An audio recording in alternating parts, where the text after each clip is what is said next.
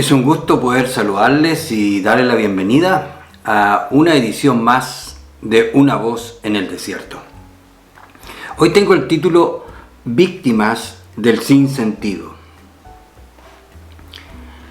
Ustedes supieron, y a lo mejor vieron también, primero supieron de este atropello múltiple que ocurrió en un lugar de Estados Unidos, donde se generaron 5 fallecidos, posteriormente falleció uno más, o sea serían 6 fallecidos, y hay alrededor de 48 heridos de diversa consideración.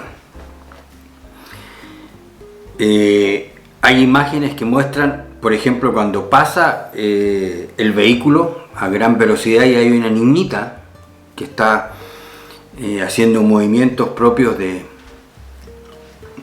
su alegría, seguramente por ese desfile, y el vehículo pasa muy cerquita de ella y ella prácticamente queda paralizada.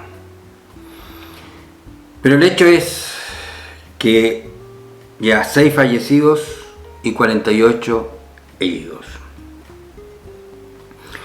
¿Por qué le llamamos el sinsentido? Porque tratar de explicarse, de encontrarle alguna razón, alguna lógica a un acto como eso, es prácticamente una tortura mental. Seguro que los que primero de alguna manera reaccionan son aquellos que han vivido algo similar. En Alemania hubo hace un par de años atrás un atropello también. En Barcelona también hubo uno en el paseo llamado Las Ramblas. Yo recuerdo a un hermano de nuestra congregación que él se paró en la iglesia para decir simplemente que daba gracias a Dios porque su hija estaba en ese día en Las Ramblas, solo que en un lugar distinto a donde ocurrió el accidente o el atropello, que también se cobró vidas humanas. Entonces, repito, es un sinsentido. Tratar de encontrarle una lógica, encontrar alguna relación asimilable en cuanto a lo que es una causa y lo que es un desastre como esto. El martes que recién pasó, o sea, antes de ayer, todo el mundo pudo conocer, porque se presentó a la primera audiencia, el señor Darrell E. Brooks, un señor de 39 años. Pero tengo que agregar, un señor afroamericano. ¿Ustedes se acuerdan cuando surgió el movimiento producto de la violencia que ejerció un policía contra el señor Floyd, que le causó la muerte? Ahí se levantó todo un movimiento para señalar de conducta racista lo que había hecho este policía. Bueno, ese es un criterio, pero lo que pasa con los criterios o con los instrumentos para medir algo, que apenas usted lo usa, inmediatamente pierde su propiedad. Usted pierde la propiedad de ese criterio y entonces cualquiera puede tomar el mismo criterio y usarlo para otras circunstancias. Entonces, si tomamos ese mismo criterio, si tomamos esa misma herramienta, ya que se trata de un señor afroamericano que atropelló, que dio muerte a 6 personas y dejó a 48 personas heridas, si aplicamos el mismo criterio, si aplicamos la misma herramienta, tendríamos que levantar un movimiento de similares características, solo que focalizándolo en la raza afroamericana. Tendríamos que acusar también al señor Brooks de racista por lo que hizo, ya que él es un señor afroamericano. La verdad es que yo personalmente detesto hacer ese tipo de análisis, Detesto definitivamente esas conclusiones que se hacen, porque esto no es una cuestión de razas. Esto no es una cuestión de color de piel, de lo que usted quiera.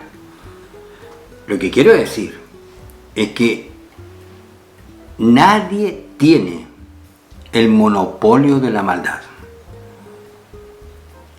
La maldad usted no la puede focalizar en poblaciones, en razas, en etnias, lo que usted quiera.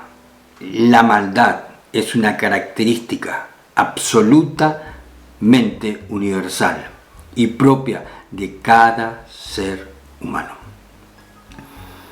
Entonces, cuando se levantan estos movimientos para señalar la maldad en un solo grupo y usarlo para los fines que sea, ese mismo criterio lo podríamos usar ahora. Yo repito el punto, contra los afroamericanos, producto de esta masacre que causó una persona de ese color. Pero no es solamente injusto, sino que es estúpido. Nadie tiene el monopolio de la maldad humana. La Biblia dice que por cuanto todos pecaron y están destituidos de la gloria de Dios. Todos los seres humanos. No hay justo ni aún uno. Así que,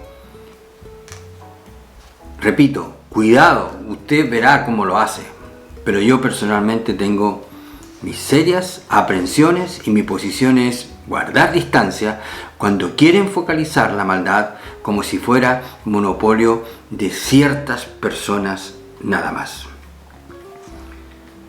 Ahora, vamos ahora a acercarnos un momento a la tragedia misma, el dolor, el desgarro.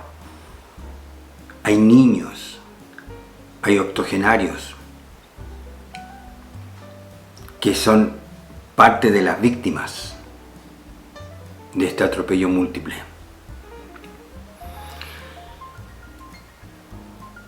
Primero, lo que hay que decir es que no hay posible reparación.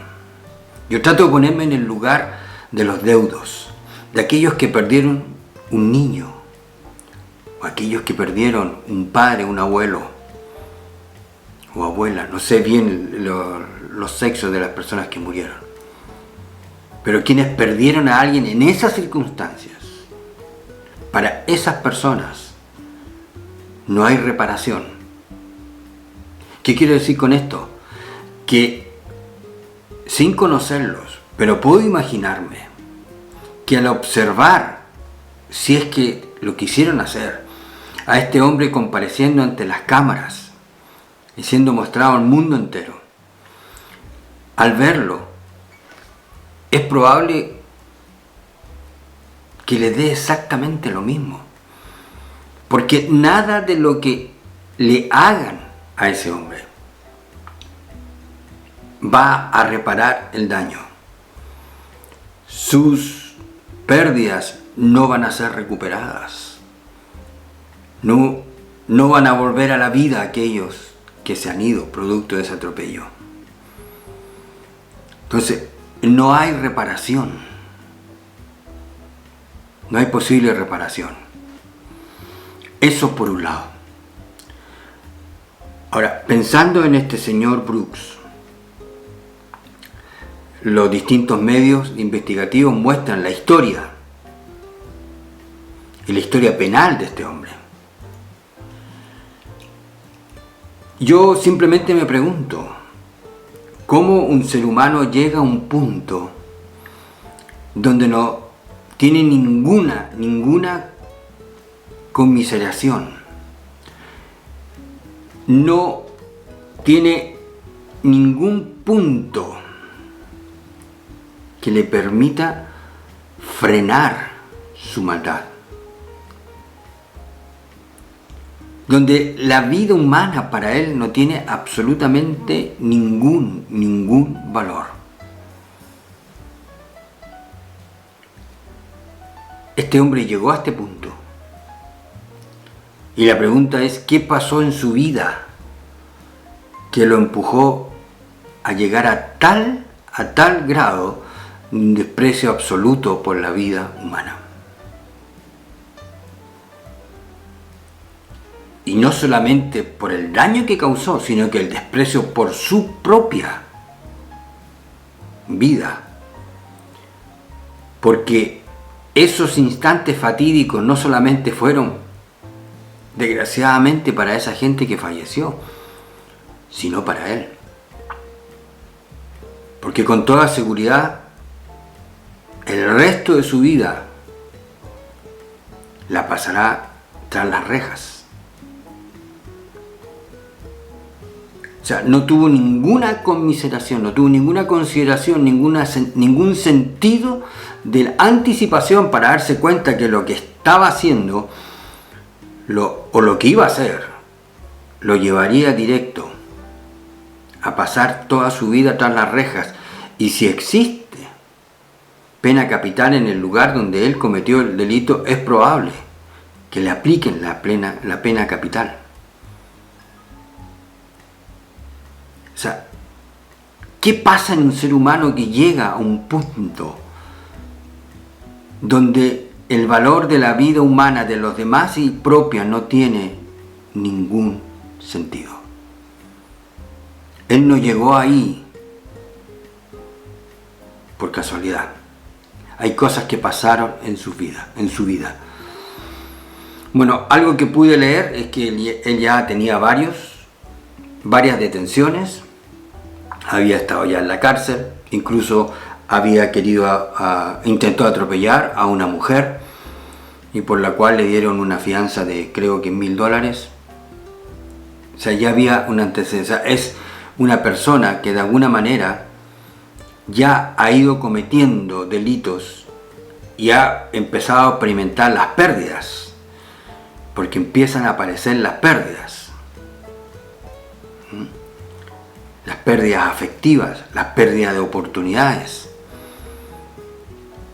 Empieza ya a cerrársele su mundo cuando empieza a aparecer los delitos. Y frente a esas pérdidas y ese futuro que también se va cerrando, yo me puedo imaginar que también entonces junto con eso viene el desprecio. El desprecio no solamente por él mismo, sino también el desprecio por todo un sistema que le ha cerrado las puertas, le ha coartado las oportunidades. Entonces llega un punto en que ya nada le importa. Y claro, las personas que murieron fueron las víctimas, que no tenían ninguna relación con él, ninguna relación con todas sus frustraciones, con toda su historia, con todas sus pérdidas. Y son ellos los que ahora, los deudos, son los que tienen que tratar de asimilar el sinsentido. Y viene la pregunta que seguramente ellos se estarán haciendo, que son verdaderas torturas mentales. ¿Cómo asimilar el sinsentido?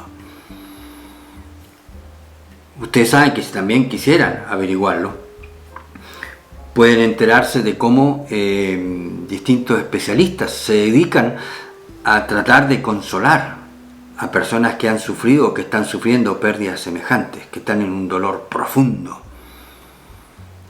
Está la psiquiatría, está la psicología, que de alguna manera busca caminos para encontrar consuelo o para tratar de curar un alma absolutamente destrozada, como son los deudos, aquellos que perdieron a sus seres queridos en circunstancias irracionales, tratando de asimilar el sinsentido. Y junto con todo esto seguramente vienen las culpas. de por qué fui, algo me decía, o podía haber hecho otra cosa, por qué me empeciné en ir, etcétera, etcétera, tratando de evadir el coronavirus, y sin embargo se encuentran con este desgarro, con este dolor. Yo insisto, tratar de absorber el sinsentido es una tortura que estas personas están padeciendo. Su vida, la vida de quienes han perdido a sus seres queridos de esta manera, nunca va a ser igual. Nunca. Y estas pérdidas también tienen el peligro de causar deterioros morales incluso, si es que no se logran absorber o entender quizás en una mínima forma. O sea, yo insisto, es un punto de inflexión en la vida de la gente que va a marcar el rumbo que tomen sus pasos de aquí en adelante. Y puede ser también en detrimento personal los caminos que ellos elijan.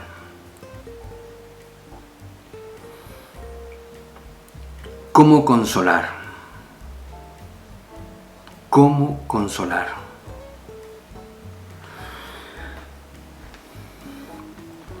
Yo quiero en este último segmento poder referirme a un pasaje de las Escrituras conocido como el Camino de Emaús. Bueno, fue ese momento cuando dos discípulos de Jesús, absolutamente también destrozados por la pérdida de su maestro, por la pérdida de Cristo, inmersos también en la confusión, en la desesperanza, inmersos en la angustia, abrumados por preguntas sin respuestas,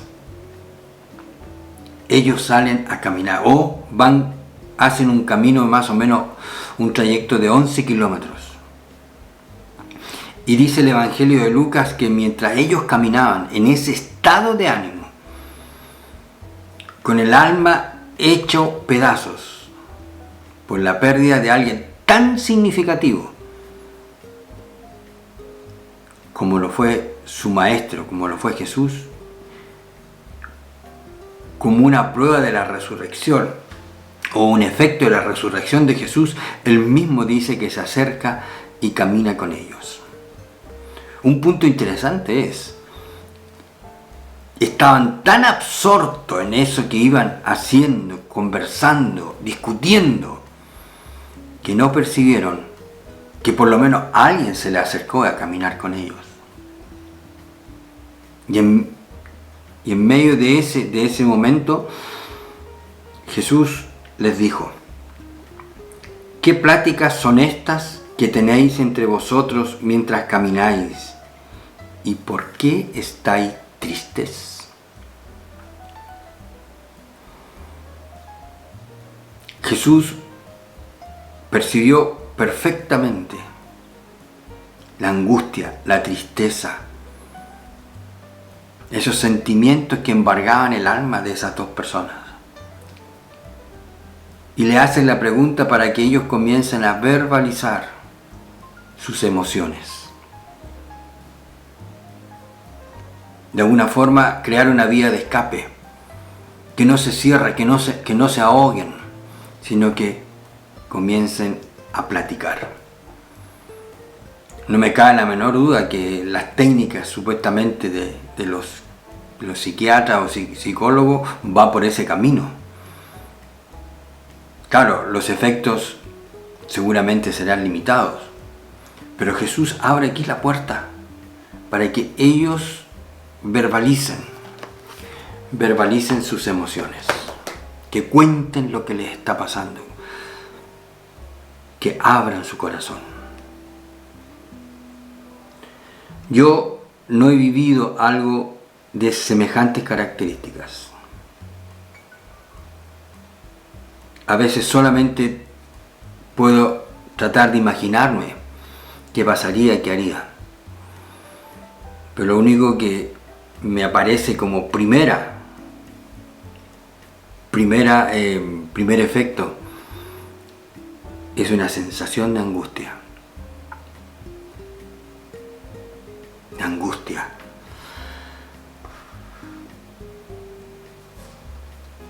Algo cercano he experimentado. De verdad. ¿Y qué hacer con esas angustias? Yo no sé cuál es la realidad espiritual de estas personas que han perdido a sus seres queridos de esta manera. Pero si hubiera un vínculo con Cristo, pensando en esa hipótesis, si hubiera un vínculo con Cristo, les queda el diálogo, la oración, quizás darse retiros, pasar fines de semana o retirarse en algún lugar donde puedan estar a solas con el Señor, con su palabra, con sus pensamientos y sentimientos, y descargar durante todo el tiempo que sea necesario toda esa pena, toda esa angustia, toda esa desesperación, todas esas recriminaciones, esas culpas. Y si es que no existe un vínculo con el Señor, uno puede esperar que de alguno de los cercanos, que sí lo tienen, que sí conocen al Señor, conocen el Evangelio, puedan acercarse para tratar de alguna forma llevar caminos de consuelo y de alivio, producto de un contacto, de un vínculo con nuestro Señor Jesucristo.